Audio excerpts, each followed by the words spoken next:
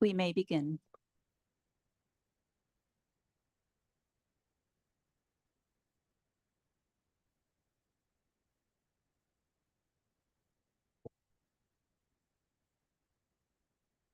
Welcome to the Cannabis Regulation Commission meeting. Today is Thursday, August 20th, 2026. The time is 2:04 p.m.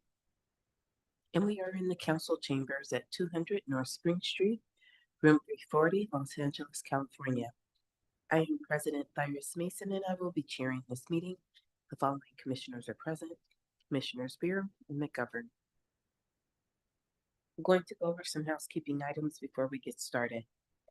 This meeting is being recorded, therefore we ask that in addressing the commission, you speak close to the microphone and only one person at a time. Please state your name each time you speak. This also applies to commissioners. This meeting is being live streamed. Individuals who wish to watch and listen to this meeting may do so by visiting cannabis.lacity.gov. We will be following the agenda order for the most part. Agendas are located on the table by the entrance door, along with speaker cards. Individuals who wish to address this commission must fill out a speaker's card and specify which item or items you are going to speak on. Individuals can provide public comment or comments about a specific agenda item. Please fill out a speaker card and turn it into Irene or Josie. When I call your name, please come up to the podium and clearly state your name. We will consider general public comment and single or multiple agenda items together. Therefore, speakers will have 1 minute for general public comment and 1 minute per item with a maximum of 2 minutes for multiple items. In total, an individual shall be limited to 3 minutes of public comment per meeting. We ask that speakers state whether they are providing general public comment and or which other item or items they are speaking on before they begin to comment so that staff can appropriately time them. If the speaker does not specify which item or items they are speaking on, 1 minute will be provided. Representatives from neighborhood councils who have filed a resolution or a community impact statement with the city clerk which relates to any agenda item will be given time to speak during the item itself. Please provide a copy of the filed statement or resolution to the Commission Executive Assistant. Any neighborhood council representative speaking on behalf of their neighborhood council must provide a letter on their letterhead stating the neighborhood council's position on the matter. Absent any neighborhood council documentation, comments may still be provided during the public comment period. PowerPoint presentations presented to the Commission today will be posted online and made available to the public via DCR's website within 2 business days. Please turn off your cell phones or place them on vibrate so as not to disturb the proceedings. Please be respectful. Disruptions will not be tolerated.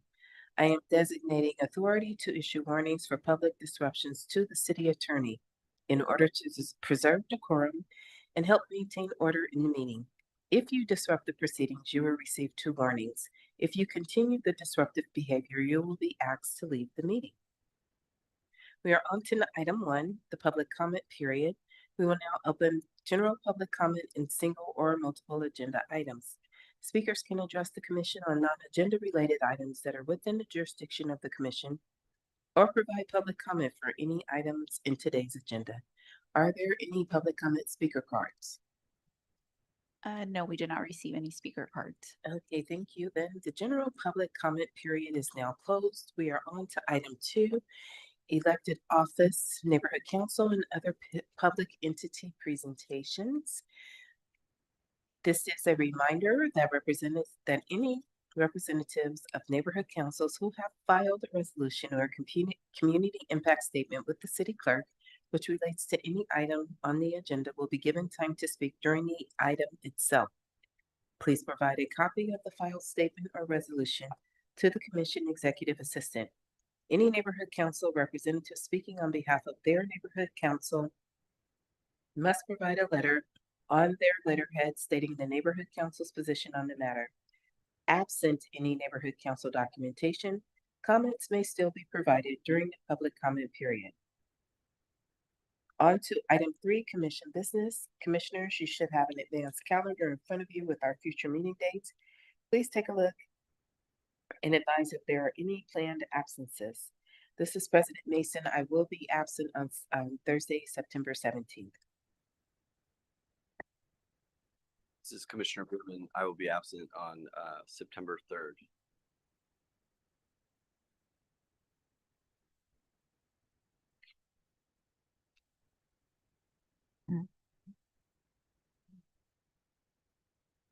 Thank you.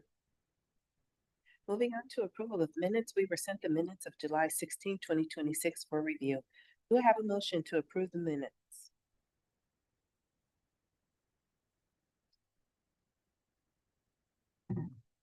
This is President Mason. I move that we approve the minutes of July 16, 2026. This is Commissioner McGovern. I second. Thank you. Mr. Vizo, please call the roll. President Mason, Aye. Commissioner McGovern, Aye. Commissioner Bierman, Aye. the motion passes. Thank you. Moving on to commission announcements and updates. Commissioners, are there any announcements or updates? Hearing none, moving on to future agenda requests. Commissioners, are there any future agenda requests?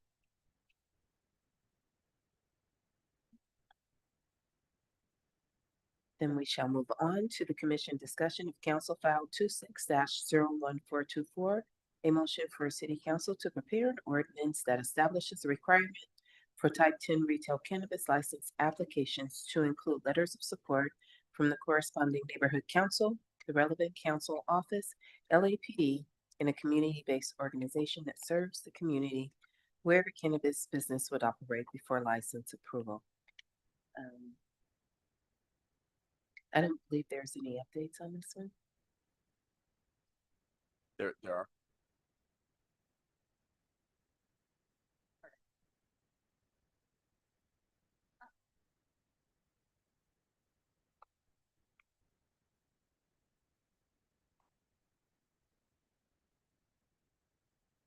Greetings. How are you? All right. Please And I'm- state your name for the record, ma'am. Yes, ma'am. My apologies. I am Michelle Garakian, the Executive Director of the Department of Cannabis Regulation. I'm just going to give a brief update on a few motions. Oh, yeah. So this particular motion was scheduled for the Government Operations Committee this past Tuesday. The councilwoman ultimately decided to continue the item to a date unspecified. At this time, if we know more information, we will provide it. Let's see what else. And That's a good question. This is Commissioner Berman. absolutely. So let's continue to a date unspecified. This is in the committee, like just to be heard in committee. Yes. Yeah.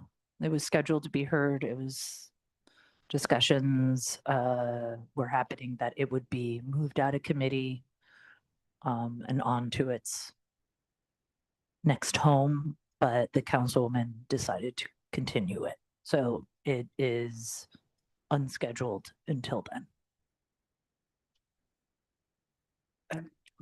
Any other This questions is- on this? Yes, ma'am. Ms. President Mason, you said Government Ops Committee Yes, ma'am. and not Public Works. So it should be noted, and although this is not agendized, this is related to this motion, should be noted that the cannabis as an issue item will no longer be in the Government and Operations City Council meeting because that committee has been dissolved and elements of it have been conjoined to other committees.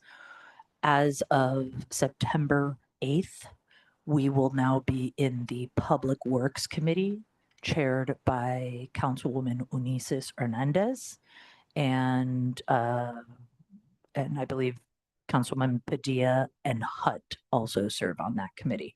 So, for example, since this particular motion was continued, if Councilwoman and Chairperson Hernandez would like to schedule it, it would be in the Public Works Committee. Any other questions? Okay. Thank you. Moving on, the lounges and events motion. We did a presentation in the Government Ops Committee on Tuesday. It was a really good conversation, a lot of really good dialogue. The councilwoman had some excellent suggestions. And so she has continued the item and wants the department to essentially report back on more details and specifically a recommendation that they could adopt and instruct the city attorney write a draft ordinance on. So there's a little bit more work, but that was the first time that these issues were talked about in a council setting. So this is pretty much what we expected. And the last one is 260791. This was a motion that would allow ownership transfers for equity individual applicant businesses. It was our understanding this was supposed to be agendized at this past Tuesday's Government Operation Committee, but it was not. So we imagine it will be agendized at a future Public Works Committee. And that is the update on those 3 items. Do you guys have any other questions? This Commissioner Bierman, I don't thank you for the updates. Would just ask that we continue to include these as standing items, get updates as they develop. Certainly. I think that's a good idea. Hi, it's President Mason. Would you elaborate or share some of the recommendations from the council member?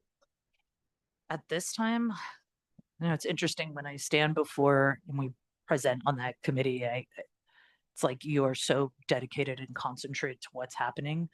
But there was a lot of discussion. So 2 items were discussed as part of that report. One was consumption lounges. The other one was temporary event licenses. So as far as consumption lounges were concerned, she was interested in, smoke mitigation. That was one thing. Who is going to do that? What is that going to look like? She was interested in the various details of our presentation. So just to go into a little bit more background on that, for consumption lounges, we are promoting a pilot program. And that pilot program is kind of 2 tracks. The first track is just ingestibles. So you would receive a license for a consumption lounge where you either sell edibles, drinks on site, and people drink and or eat those things and have a comfortable time in the lounge. The other track is smokables plus ingestibles. And so those are 2 tracks. The reason why we designed it that way is because the first track is a little bit more economically friendly, so to say. So, and the other aspects of this policy is that it would have to be an existing business that has received their county public health placard. So they will have the first bites at the apple, so to say. So we spent a lot of time explaining those 2 tracks. We talked a little bit about where these businesses could go, what they would look like, what smoke mitigation would look like, whether or not you could have consumption at events. And that's why we kind of transitioned into the events. For the events policy, we thought long and hard about what this was going to look like. And, DCR certainly could have designed its own new permit and it would have been a new fee. But we wanted this to be a very low barrier to entry. And the city has a very robust event process and permitting process through DBS and Streets LA. And it's low cost, at least to apply for the permit. At some point you need to go through other agencies depending on how large the event is going to be. But that was what we proposed, is that you're not coming to DCR to get a new permit per se. You are going through the regular city event permitting process. However, we want to ensure that our equity applicants and equity licensees play a very strong role in any temporary event that happens in this city. So what we recommended is that there are 3 ways that they can play a role. One, you have social equity branded products at the event. Two, you have local social equity operators at the event. And three, you have verified equity applicants that are employed by the event organizer at the event. And that is where DCR will play a role. We will check to see if you are doing those things. Otherwise, you're just going to be going through the city like any other event organizer and any other event. And we talked a little bit about what that looks like, especially one of the council members' ideas. Well, you know, if there was a yoga teacher who wanted to do a yoga and pod class or whatever, cannabis class, you know, what would that look like? You know, where could that be, et cetera? And, you know, it really depends, I think, and we talk through some of these bigger and smaller scenarios. What is happening now, if this activity takes place in private property, it's very hard to regulate, you know, and there's not much incentive sometimes for people to go through the event permitting process. So she wanted us to think a little bit about that as well. But yeah, we talked about various aspects. We're going to come back to the table with a revised report based on the discussion. Of course, we'll probably sit down with her office and discuss what ideas she had and any other ideas she may have. And the idea is when we come back to Public Works, we have a more vetted policy. So that we could ostensibly, you know, consider adopting. But I really think this is going to be quite a bit of a process because this is a big policy and this is LA. Whatever we do here is really going to set the tone. So I want to make sure that we are being cognizant of our role nationally in national cannabis policy. And I also want to recognize that right now our operators and our customers are going through a rough patch financially and economically. So whatever we propose and whatever we do, we don't want to make it catastrophically difficult to do, either from a policy or procedural or financial perspective.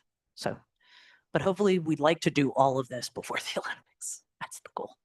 So before opening ceremonies, cross your fingers. So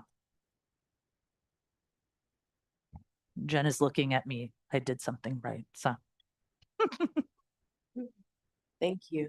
Commissioners, any other questions? it's exciting times. Thank you. Thank you very much for the opportunity to answer those questions. Appreciate it. Thank you. We are moving on to item 4, which is a report from the Social Equity Program Director. Dr. Imani Brown is with us this afternoon, and you have Good the floor. afternoon. Can everybody hear me? Good afternoon, President and Commissioners. It's nice to see everybody. It's been a while since I've been here. I wanted to share some exciting new initiatives that we have rolled out for the Social Equity Program, just to give you an idea of some of the, really good things that are going on in the community. As you know, we have a stakeholder advisory work group. Now, this work group was formed in 2023, and we currently have about 15 social equity operators and applicants in this group. The social equity team is planning to expand the criteria that folks have to adhere to in order to be a part of the stakeholder advisory group. In the advisory group, we seek to get their on the ground, real world experiences to help with the efficacy of our business licensing and compliance program. And it's been very helpful and rewarding to meet with these people and, to just get some very good ideas in terms of pain points and things that they would like to see happen in terms of, rules and regs or just operating ideas that they can share with us. Currently, the criteria for them to be a part of this advisory group is to have completed 5 hours of our and then they have had to have applied for at least one seed grant and then attended at least 3 of our BLC webinars. The new criteria is to have completed 5 hours of the LMS, applied for a grant, attended 3 webinars, and then the last 2 are new, participated in our pro bono, low bono legal services program, and completed at least 1 compliance inspection. We've expanded the criteria because we want to get some new data and some new information about the efficacy of our. So we thought that would be very helpful. Next slide. Our communication and outreach. We've embarked on a public outreach and communications campaign where we contact our equity applicants and licensees to determine where they are in the current stage of the licensing cycle for them, where they are in the life cycle of their license, and to deliver tailored and guidance on the services that we do provide. Now, the key objectives of this outreach is to identify common bottlenecks and technical assistant needs. We want to increase social equity annual licenses. We want to reduce compliance issues and ensure equitable access to resources and program benefits. Next slide. We have an equity training summit that's coming up next Thursday on the 27th. We're hosting an in-person equity training summit, which is designed to connect social equity operators with various subject matter experts from DCR, LADBS, the County Health Department, and other city agencies. Attendees will get guidance on how to complete their certificate of occupancy and operating permits requirements, as well as the annual license. We're really excited about this particular in-person training because we've been able to secure a licensed architect and a licensed engineer to walk folks through exactly what's needed and what's going to be required to get them through planning and DBS and all the different nuances involved in getting their permit and their occupancy license. We want them to walk away with a clear understanding of their responsibilities, what the relationship is between the architect and planning, and the timeline for all of that. We don't want people to be caught with their pants down a year out when it's going to take 2 years or 2.5 years to get this process completed. So we're really hoping that they get a clear understanding. And this is the first of a series of in-person training that we plan to do between now and next year. Next slide. This is something we're really excited about. We've initiated what we call a Day in the Life Spotlight series. This is designed to profile businesses. It's designed to document the regulated cannabis industry through lived experiences of business owners and how they build their company. Each episode functions as an observational case study, if you will, that invites viewers to better understand the systems, decisions, trade-offs, SOPs, opportunities, and challenges that shape the Los Angeles regulated market. Another, I guess, genesis for us to create this is to control the narrative a little bit. You know, everyone isn't failing, and there's a lot of people who are doing well. So we wanted to spotlight them and to showcase them. They can use this video, and they're all on YouTube as marketing tools. We've gotten some great feedback that some of them are using them as pitch decks for possible investors. And we're also going to hopefully use it to help educate our council members and other stakeholders to really get a snapshot of what it takes and what the actual operator deals with day to day. Next slide. So this one is, the first one is Green Stop. We have 4 in the can, and this one is called Green Stop. It's reimagining the dispensary experience by exploring what becomes possible when automation, compliance, and consumer expectations converge. As the world's first fully automated licensed cannabis dispensary, Green Stop demonstrates how technology can enhance speed, consistency, and customer choice while maintaining a strong commitment to regulatory excellence. Can you play the video, please?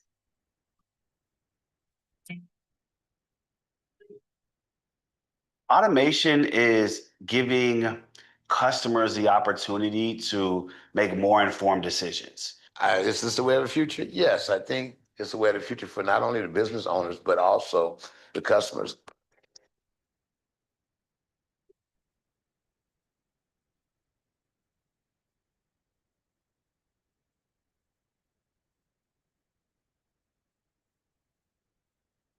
When most people think about cannabis retail, they think about the counter, the line, the transaction, the bud tender interaction.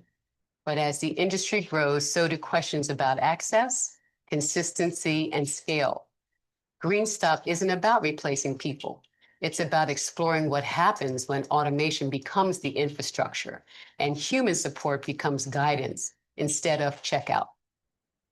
All the major food places are using the same technology.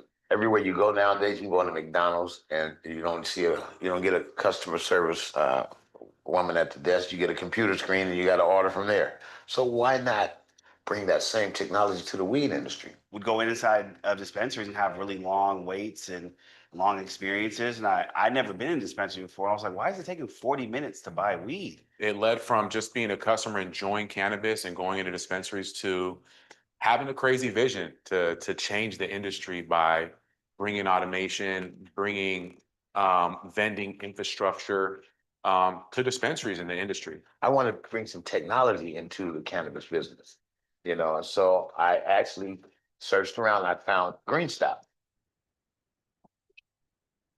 Had a vision to do something that was similar to like the red box of weed, the red box of cannabis. We decided to take that leap of faith. They had the machine and the technology, but they didn't have the weed license. And so let's come together as one and make this Green Stop Smart Dispensary. The first ever fully automated smart dispensary.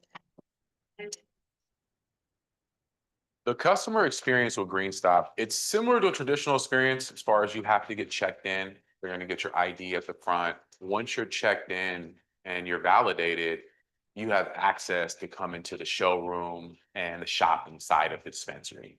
We have walls and displays to show people products, let them still smell products if they want to smell, flowers or different questions. As they continue the process, they're going to go to our machine. We have these multi-user vending towers. So they're patented, they're one of a kind. It's like a touch screen, it's user friendly. They can look at the different products they want, read about them, descriptions. You can read all about that specific strain. You're gonna be able to see the THC amounts, multiple pictures. Once you're ready to actually officially check out, you're gonna have to scan your ID so that the machine can verify that you are who you said you are when you checked in. And then you can purchase with cash, which is very traditional. Majority of our people use cash, but there are some debit card solutions as well. They want to use their card and their products will pop out the bottom of the machine. With us, you don't even want to talk to a button. You don't have to. And once they learn how to use it, then it becomes routine. They're in and out in under a minute. They'll just literally self-service themselves from end to finish too, not self-service where it's a tablet and some bud tender has to go pull the order in the back, but self-service from I pick my product, my edible, my vape, my flowers, I pay for it, it comes out the bottom, I put them in a baggie and just walk out the store. So shrinkage is when you have inventory, sometimes inventory goes missing, right? And you have a ton of inventory, it can either get lost or it can get stolen. Automation is beautiful because these machines that we created, they're like a smart vault. So everything is locked in there, but it's also tracked. So all the data is there to track where everything's at. We're partnered and integrated with Blaze. So Blaze is metric certified, fully integrated, and we have a layer on top of theirs, a Green Stop layer. So everything that goes through the Green Stop platform goes through the Blaze platform, which goes through the metric platform. So it's all stacked together, but seamlessly. The customer doesn't know that. They don't experience that. It's just a seamless process. Our social equity team at the DCR, big thing that they did for us was they were hands-on with us as we were trying to get open. Tony, myself, Timothy, we'd call them all the time asking for help with, applications and asking with help with making sure that we could utilize this technology in LA. We're not loaded with millions of dollars behind us, and those fee waivers, things like that have really helped us get into business. I would say the one-on-one coaching was really big too, because like James, we call them pretty much every week. They knew our voice right away. So we would me, Tony, Lynn, James, we'd all constantly hit them up. And that was a huge help, like really getting through the process of, getting open. Ethan, he started communicating with us almost daily. We had a question, he answered the phone or answered the email. You have a representative in the department that is there to help you succeed. That's rare. That doesn't exist in every business. For us to have that, trust me, it's night and day getting our answers that we need. Where we see tomorrow in our machines in the Green Stop vision is every place you sell alcohol, we want to sell cannabis. And that should be something that we think about as not only consumers of the product, but regulars. In order to make people feel comfortable, it has to leave these small four walls. We saw a vision and we made it happen. We didn't just talk about it, we are about it. Can we take it to new levels? New markets, New markets, new levels, new avenues. maybe facial recognition could maybe curve laws a little bit. This fully automated dispensary model, these patented multi-user vending machines really are the next wave. It's, you know, it went Uber, then it went Airbnb, and then like, we really feel like the Green Stop Smart Dispensary is that next wave. Green Stop reminds us that cannabis retail is still evolving. Automation doesn't erase the human role, it shifts it. The industry started asking, what matters most, experience or efficiency? This isn't a conclusion, it's a snapshot of a moment when operations change and evolve.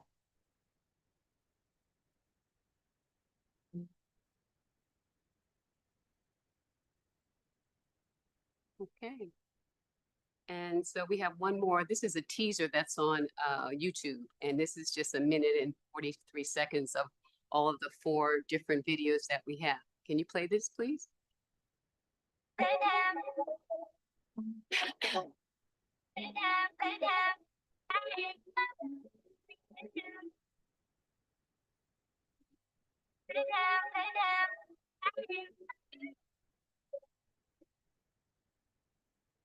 Welcome to the DCR Day in the Life Spotlight series.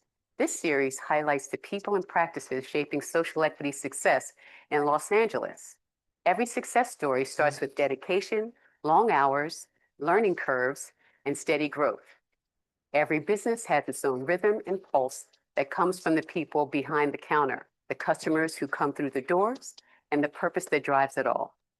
It isn't just about business. It's a reflection of their resilience, their belief in equity, and their commitment to community. Through the social equity program, DCR continues to highlight, remind us that progress in this industry comes from people with heart, purpose, resources, and vision.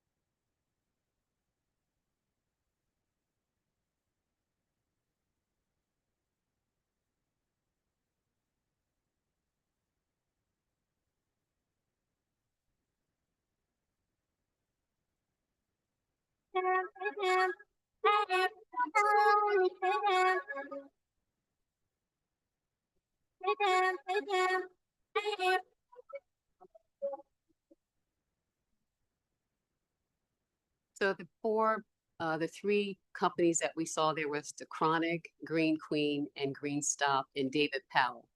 And they were just very gracious in allowing us to come. Some we did before they opened, some after they opened. But this just gives folks a snapshot of what they experience and their pain points. And each business kind of emphasizes different aspects of their day-to-day. And so I encourage everybody to go on YouTube and check them out. So that's my update. Any questions? This is Commissioner Bierman. Just want to say that was awesome. Videos look great, and I think it'll be really effective in like you said, shaping the narrative and getting the word out as to DCR and how it can be a helpful partner, as well as, you know, highlighting success stories. And yeah, I think it looks great. Thank you. Are the other three also out now? Yes, they're all on YouTube. Nice. Mhm. Awesome. We'll send you a list of them so you can, you know, have the names to search by. Great. No, thank you for sharing. Thank you. Thank you. It was fun doing it. We have the next 4 that we're working on. And so when we get those finished, we'll share that. Awesome. This is President Mason. Dr. Brown, thank you. It's been so long since we've heard from you, but you delivered today. You were Thank you. It's a team effort. We got a great team and all of us work together to try to deliver these services to the community that we serve. And it's our honor to do it. I've always said it's a heavy lift, but there's a lot of joy in it as well. And just to help people grow their business and help them navigate all of the nuances that. So it's nice to come and share some good things. Well, you know, it's a process, and you certainly have recognized it as a process and seized opportunities for improvement. So Yes, thank you for your work, your advocacy, and your steadfastness. thank you. You're welcome. So the commission has no further questions. We are moving on to item 5, which is CCR core record number 311850. The applicant is TLC Ventures and Realty Group to approve an annual license for storefront retail commercial cannabis activity located at 1658 West 227th Street. Mr. Beazle, are there any neighborhood council or elected office representatives on this item? You don't have to answer. We do have Pamela Thornton here on behalf of seating 15. Councilmember Tim McOsker.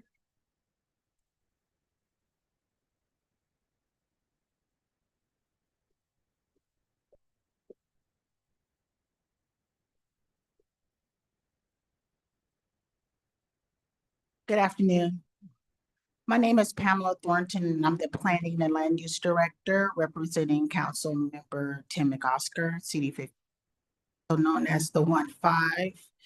I'm here today regarding the item number 5, representing the address of 1658 West 227th Street. Councilmember McOsker respectfully requests that this matter be continued and not considered for approval today. Yesterday, our office met with DCR and received additional explanation regarding the department's methodology for determining the cannabis retail license count and overconcentration status in Harbor Gateway. We appreciate DCR's meeting with us and providing that information. However, that discussion reinforced the need for greater transparency and community education. The methodology is not readily understandable from the information currently available to the public. The Harbor Gateway South community should have the same opportunity our office had to understand how existing licenses are counted, how relocations and licensing changes affect the calculation, and how DCR determines whether an additional retail license may be considered. For that reason, we are specifically requesting that DCR meet directly with the Harbor Gateway South community in partnership with the Harbor Gateway South Neighborhood Council to provide educational outreach regarding the licensing and overconcentration methodology. This should be more than simply providing notice or written information. It should be an opportunity for DCR to explain the methodology in clear terms, answer questions from residents, and allow the community to understand how the department arrived at its. We believe that meeting should occur before this application returns to this commission for consideration or approval. This request is about transparency, meaningful community participation, and public confidence in the city's cannabis licensing process. We are not asking the commission to determine the methodology at the dais today. We are requesting that DCR take the explanation it provided to our office yesterday directly to the Harbor Gateway South community in partnership with the Neighborhood Council before the commission acts. For these reasons, Councilmember McOsker respectfully requests that this item be continued. Thank you, and I'm open for any questions you may have.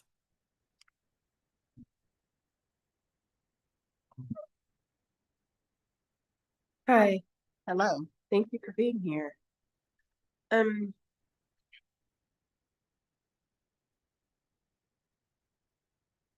How do we know, or can you speak to whether or not this particular owner operator has met with the neighborhood council?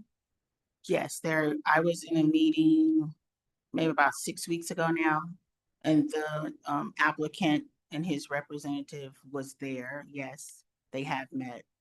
However, during that meeting, there was a question of whether or not this application was considered a PCN license or not, based on the calculations readily available.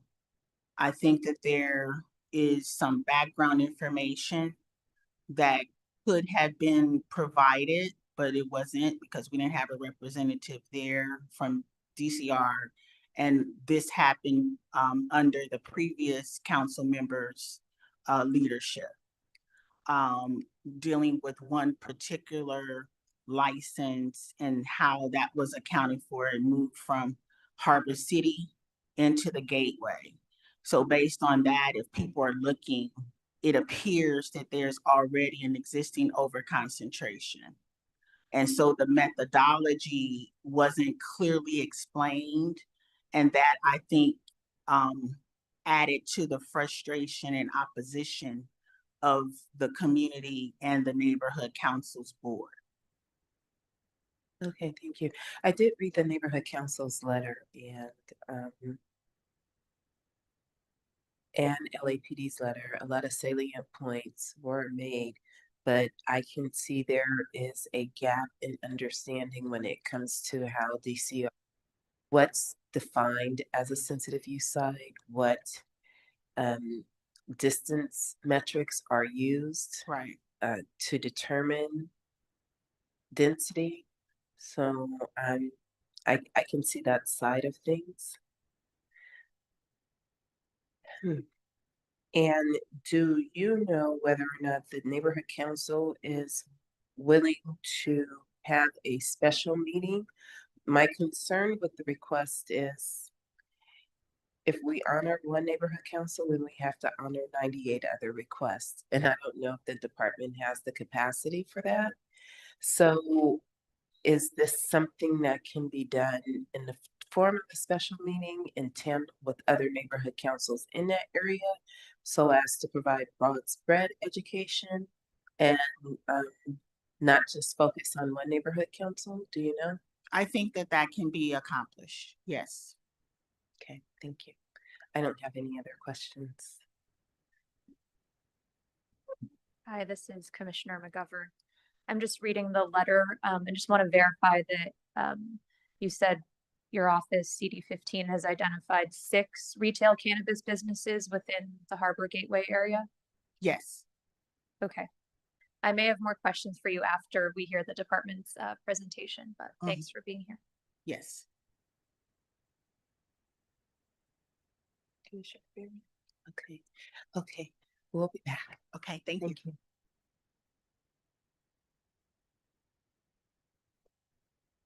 We're moving on to the department's presentation. Thank you. Good afternoon, everyone. This is Senior Management Analyst Ryan Solis. I'll be presenting item number 5 for DCR today. DCR core record number 311850 is associated with TLC Ventures and Realty. The business is located at 1658 West 227th Street. That's in Torrance in the Harbor Gateway Community Plan area within Council District 15.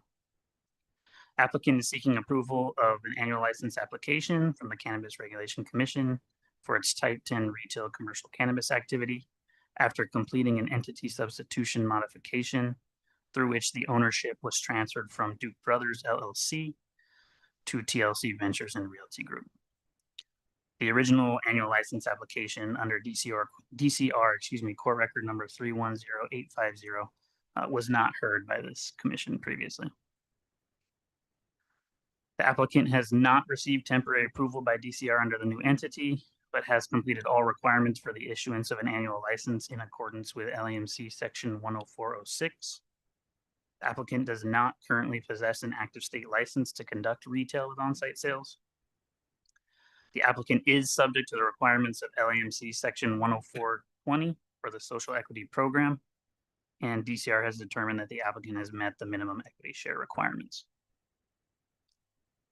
On or about June 25th, 2026, DCR provided notice of the community meeting, Cannabis Regulation Commission meeting by mail to the owners and occupants of all property within 700 feet of the property line of the business premises. Notice was provided in accordance with the municipal code. DCR held the virtual community meeting on July 22nd, 2026, and accepted online written input through that date. During the meeting, members of the public were afforded 2 minutes each to speak about the application. DCR did receive 29 oral testimonies regarding this application, 2 of which were against the application and 27 of which were in favor of the application. The 2 comments against the application were presented by neighborhood council representatives who expressed concerns about too many dispensaries in the Harbor Gateway community plan area, proximity to nearby park and schools, dispensaries encouraging or increasing crime in an already high crime area that may drain LAPD resources, location nearby residential apartments, bus stop in front of the location that is used by youth, oversaturation and concentration of dispensaries in the area, undue concentration concerns, an unpermitted mural on the premises, and an open sign at the front of the building.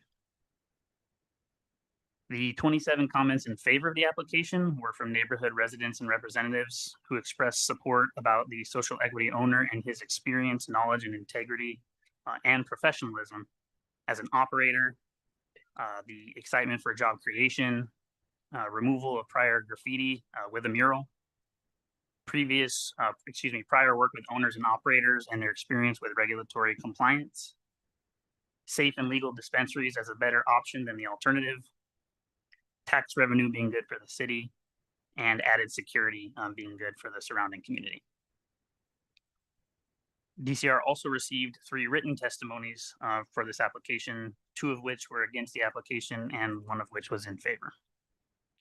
The 2 comments against the application were from the neighborhood council representatives who expressed the same concerns that I just mentioned from the oral testimony, and also included a letter from the Harbor Gateway South Neighborhood Council. The 1 comment in favor of the application was from an owner of a retail cannabis business in California, who submitted a letter commending the social equity owner for his leadership and guidance, ability to maintain positive relationships with local cities, regulatory agencies, and the community, his integrity, professionalism, and genuine commitment to serving the business and the community that they operate in. Based on the department's analysis, the proposed project is consistent with the criteria for a Class 1 and Class 32 categorical exemption pursuant to CEQA guidelines. Since the project meets all requirements and none of the applicable exceptions apply, it is appropriate to determine this project is categorically exempt. Therefore, DCR recommends the commission adopt the recommendations included in the staff report and approve the issuance of this annual license. And that concludes DCR's presentation for this item.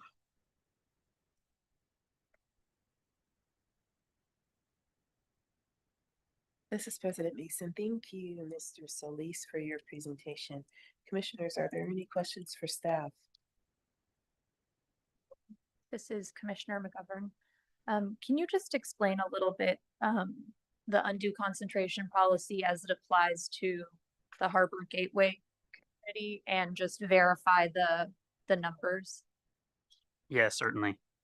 So in the Harbor Gateway Community Plan area, DCR has 7 businesses for that CPA. The cap is at 6. The reason we have that, we have 5 phase 1 businesses and we have 2 PCN applications, one of which is the applicant before us today.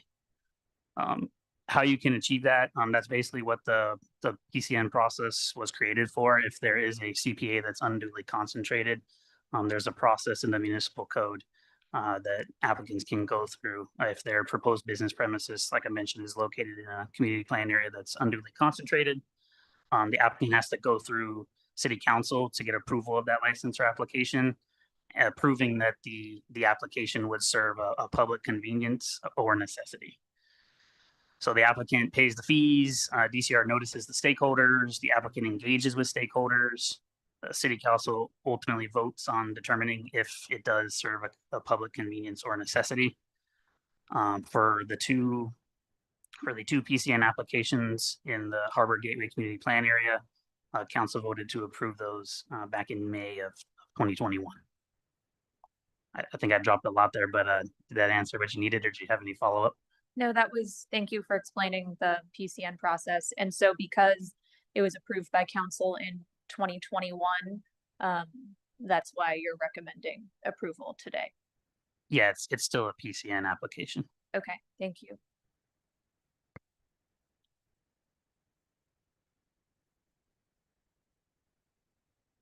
This is President Neeson. Indulge me.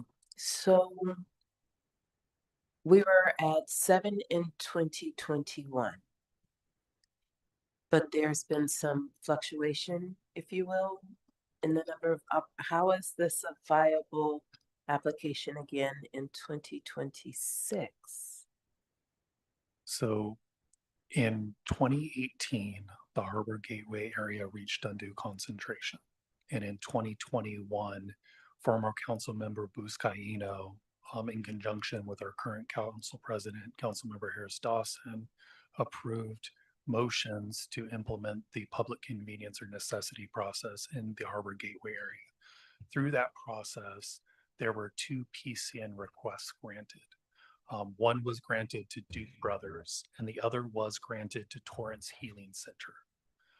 Both of those applicants navigated through the licensure process and received a form of licensure. Separately, Duke Brothers had a license as recently as January of 2026, when it initiated an entity substitution process. The entity substitution process is a modification process that is available to licensees that allows for a licensee to transfer their license from one entity to another.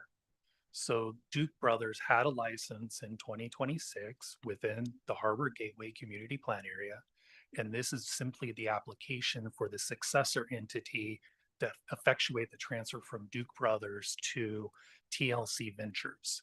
So we had 7 licenses in Harbor Gateway this year, and with Duke Brothers transferring their license to TLC Ventures, we continue to have 7 licenses in the Harbor Gateway area.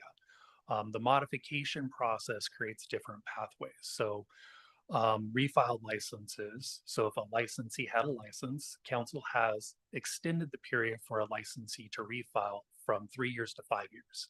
So if a license expires, a licensee can come back into that same CPA within that 5-year period and not be subject to a finding of undue concentration.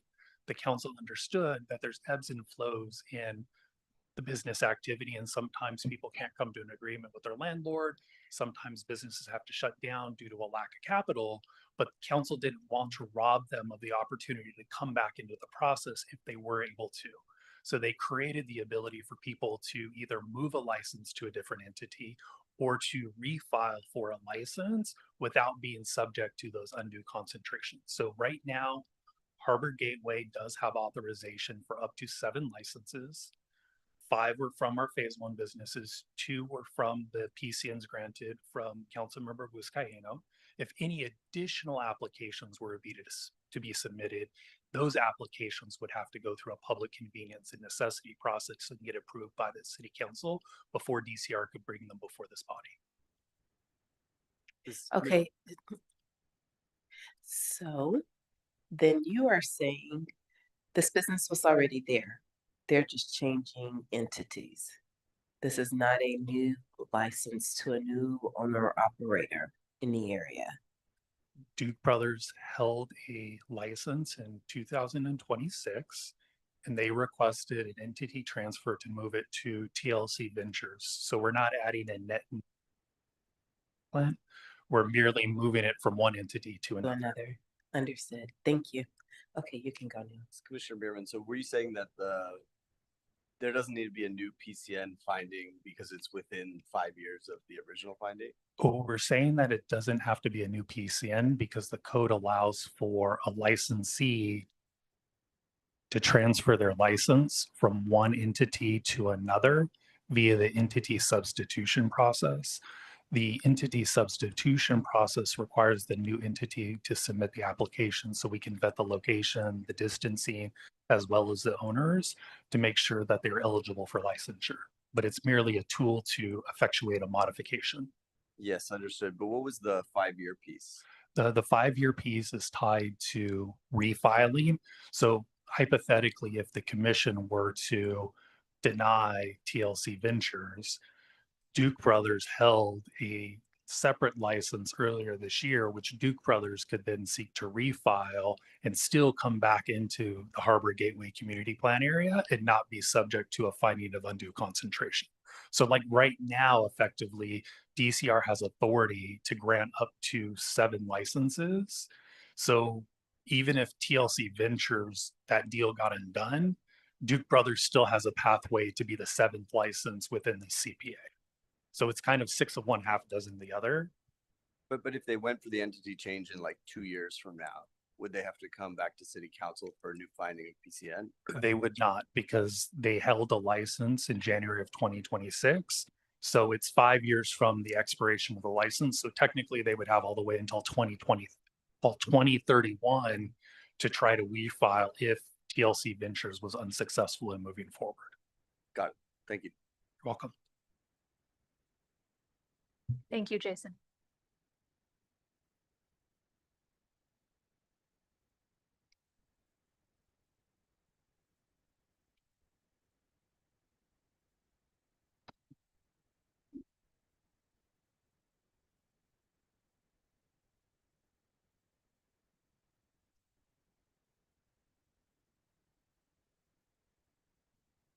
This is President Mason.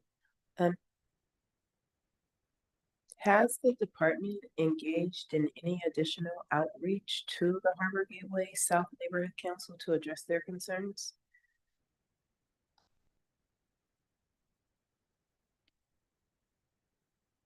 Or vice versa? We were in communication with the neighborhood council towards the end of July. That's the last communication that we had with the neighborhood council. And what was discussed?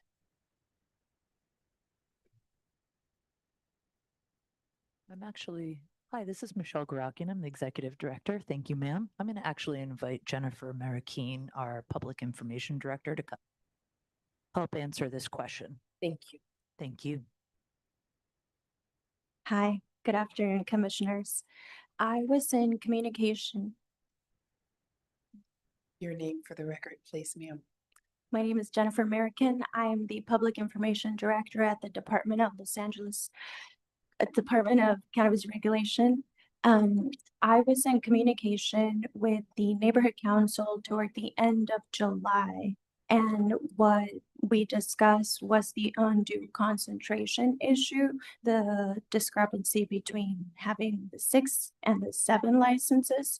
I explained to them what Jason and Ryan talked about, and I didn't receive a response back. And that was the end of our communication. Thank you.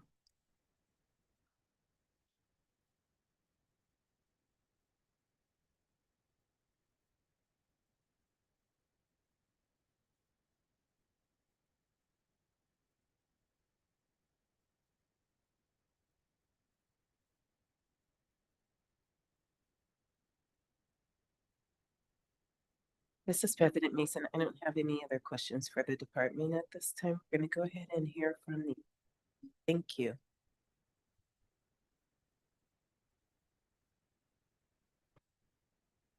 Please state your name and your relationship to the applicant. You'll have 10 minutes to address the commission. Thank you. Good afternoon. My name is Arthur Hodge, and I'm an attorney. I'm also applied to be the authorized agent, and I'm the neighborhood liaison for the business. I'm going to address some of the issues first that were mentioned at the neighborhood council meeting, which I attended along with Travis, who's the social equity applicant, and I'll invite him up here in a moment. It was very important to us to hear any issues that were of a concern at the neighborhood council. And we heard the issues raised. Some of them are mentioned here in the paragraph on page 2, nearby residential apartments, bus stop in front of the location, unpermitted mural, and an open sign. Those were the only items that were directed specifically to our business. The balance of the comments that we heard at the neighborhood council were directed toward the undue concentration and an overall concern that a park was within a mile of the business, or that there were other dispensaries, bless you, within a mile of the business. And we believe we comply with the setback requirements. But to these specific concerns with regard to the residential apartments, Travis, come up here. Introduce yourself real quick. Hello, my name is Travis Miller. I'm the social equity applicant for this license. After hearing these comments, Travis went door to door in the neighborhood to see if people were for or against the application, and obtained approximately 40 letters, which we provided to the council, and they should have been emailed in. And those are people in the apartment building directly behind the business. Because I understand if there's an apartment building or a residential use right there, that is a concern. The people in the building were in favor of it, and also the building itself doesn't have any sort of like play yard or anything in the front. It's facing a parking lot of a commercial business. Our business entry is at the rear. We're located right at the corner of 227th and Western. As we all know, Western is a huge city, a huge road in the city. And across Western is the city of Torrance. We're at a perfectly suited commercial location for this kind of business. In fact, at the neighborhood council meeting, there was one gentleman who was vocally opposed at the council meeting to our project. However, he called in later at the community meeting and had reversed his opinion. He'd stated that initially at the neighborhood meeting, he was dissatisfied because he didn't think the mural was appropriately placed up there, and he had other concerns. Actually, he went and did investigation on those issues, and he changed his opinion and became in favor of the project. The only opposition at the neighborhood council was, again, primarily directed toward the number of businesses in the area. There was a question of what was called a bus stop at the front of the business used by youth. That's actually not correct. Where's the bus stop, Travis? It's right down the street. There's a Mexican food restaurant, and it's right in front of it. I tried to park in front of the business for 2 or 3 hours one day just so I can make sure that there wasn't any bus stop in front of our business. So there is no bus stop, and I think that would be an issue of concern if there was a bus stop right there, but there's not. Another issue that was pointed out was called an unpermitted mural. The muralist did put up the mural before completing the permits, but we have expedited permits that are in the process of being completed, and that issue is closed up. That was an issue that was raised by the gentleman that was against our project at the neighborhood council, and he looked into it and as I said, reversed his opinion after seeing that we have the permits in place. We're almost finished.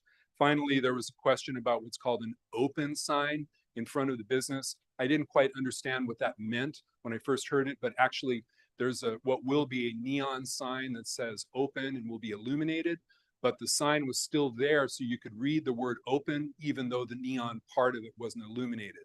In order to address the concern that was raised, which was it looked like we were already open for business, which we were not, we went ahead and took down the neon components and the unlit portion that stated open in order to address that concern. To the extent that it mattered at the neighborhood council, we felt like we would address it.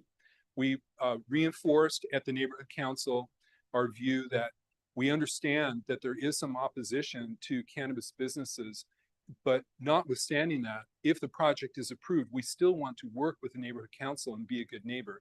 To that end, Travis went door to door, and tell me your experience with the people on the street. What you did. I went down 226, 227, 228, and I just tried to introduce myself to all the neighbors. And I literally didn't meet one person that was in opposition. And, you know, in fact, I found a lot of people that were for it. That's why I collect those support letters. And also on top of that, right, I actively cleaned up that neighborhood myself. I mean, I walked street to street. I picked up an entire alley at the end of 227th Street. We really do want to be a good community neighbor, and I really am trying to put my best effort into doing that. At the neighborhood council meeting, there was a representative from the council member's office who explained that there was an unused feature that the city provides where you can use an app to take a photo of junk that's sitting on the street and it can come and be hauled away. They've taken it upon themselves now at the business to patrol the area and use this app, and it's actually quite effective. They show up every Monday and pick the junk up. It's already made an improvement in the area. I was considering bringing PowerPoints to show you the trash bags on the corner, but we did really clean up the area and tried to address what was actually, when Travis knocked on doors, they said our big concern in the area is that there's a lot of trash here and we'd like to see this picked up. So we'd like to continue to patrol that. We believe that the mural itself has improved the look of the corner of the building. As you're driving down Western, instead of seeing what was a canvas for graffiti and an unstoppable canvas for graffiti, is now a beautiful mural that says South Bay. And everyone that's seen it says it's nice. We had the mural meeting where the community comes out and inspects it and approves it or disapproves it. And there was no opposition to it at all. In fact, it's a fantastic improvement. As I mentioned, our business enters at the rear, which would be on the east side of the building. The west side of the building is right on Western. We feel that for optics, for customer safety, and the like, it's better to enter from the rear of the building. That's where the parking is. We don't feel that there will be any nuisance in the neighborhood. One concern that's always raised that they raised at the neighborhood council was, what about the odor from people smoking marijuana? Well, as you all know, this is a retail only. There's no consumption there, and there's also no open containers, if you will, that would create the kind of smell that you'd have from a cultivation. And I do, again, understand those concerns. Those are directed at the industry, but they're not at this particular business. I would also I would add that Travis, as was mentioned in one of the letters, is an established operator. He is involved with a number of businesses and retail operations, and he knows how to work with the neighborhood and to be a member of the neighborhood that can contribute. And at this point, we have an annual application that has been deemed complete by DCR. We've turned in everything necessary, and we have an empty building that rent's being paid on, and we're a business that would like to get started. With all due respect, I appreciate that there's an educational component to rules and regulations that are published and available for review. And I understand that there are always individuals or groups that have concerns about these issues. And I respect that they want to educate themselves, but it should not come at the cost of a business like this that has gone all the way to the finish line to be put on pause so that an indefinite educational period can take place when DCR publishes its rules. The zoning rules have been established for a long time. And in fact, those issues were explained.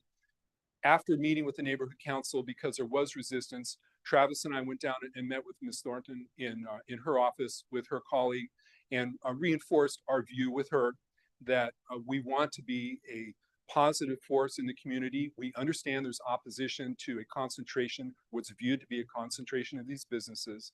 Notwithstanding that, and notwithstanding the opposition, we still want to be a good partner in the community, and if given the opportunity, we will. I appreciate your time today, and we're open for questions. Mr. Hutt, this is President Mason. Thank you for being here. Good to see you. Commissioners, any questions for the applicant or his representative? This is Commissioner Bierman. I don't think so. Thank you for walking through the issues cited in the letter. It's very clear. Thank you. Yeah, thank you for being here, and I appreciate you walking through everything, the door-to-door work, and just, you know, reiterate that how important it is, as I know you know, to continue working with the neighborhood council, the neighbors, and the council office. Thank you.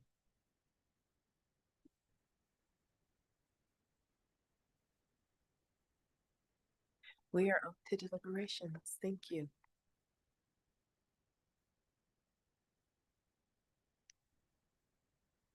Ew. Okay, so what we have here are some teachable moments and a possible call to action in the form of an opportunity for reform. It is consistent. What I've noticed in my time on this commission is that we see opposition changing their lexicon from using 700 feet or X number of feet to um, miles. And unfortunately, the municipal code is in feet. It is not in miles. So when we see opposition saying a quarter mile, a mile and a half, we can't consider that. We can appreciate it, but we can't consider it because that's not what the code says. It is expressly stated 700 feet from a sensitive use site, and the code also expressly defines what sensitive use sites are.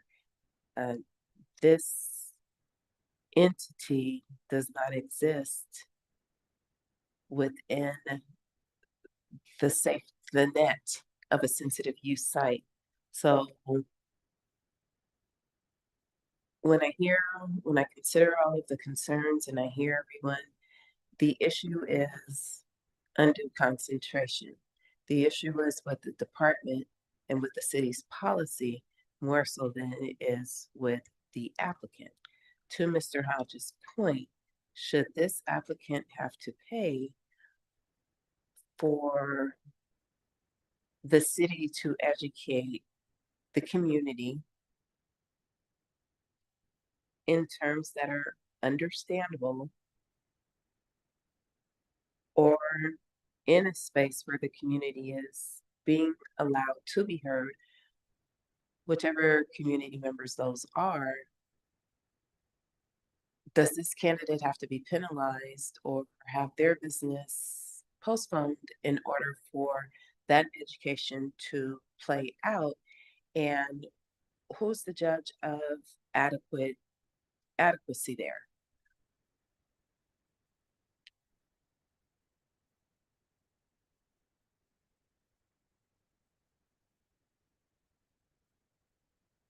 Who's to say? You guys can go. Okay. I just want to start off by saying I always take the council district concerns seriously and into consideration. But hearing from Jason about how this process worked, that the entity substitution happened from Duke to TLC Ventures, and that we're maintaining 7 retail licenses within this community plan area. I understand that the applicant has complied with all of the municipal code regulations, and so I'm inclined to support and approve this application. Commissioner Bierman, I +1 to all that. I appreciate the applicant coming in and addressing all of the concerns. But I agree with President Mason as well. I think it's a teachable moment around the city and its communication, but it shouldn't necessarily impair the progress of this application, which is clearly being taken very seriously by the applicant.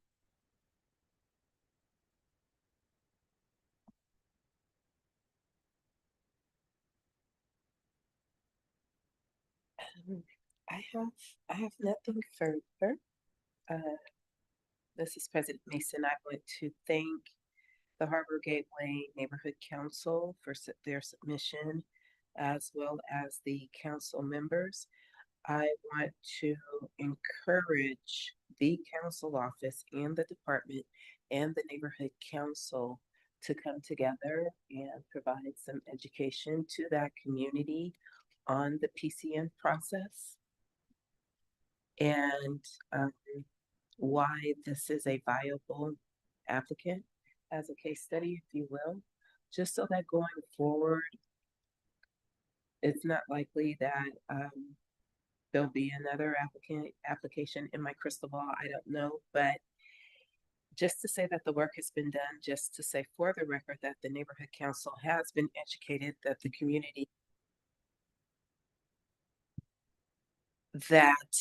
community has been heard. And again, when I say an opportunity for reform, for those who are not happy with the distance, push your council office to file a motion to change it.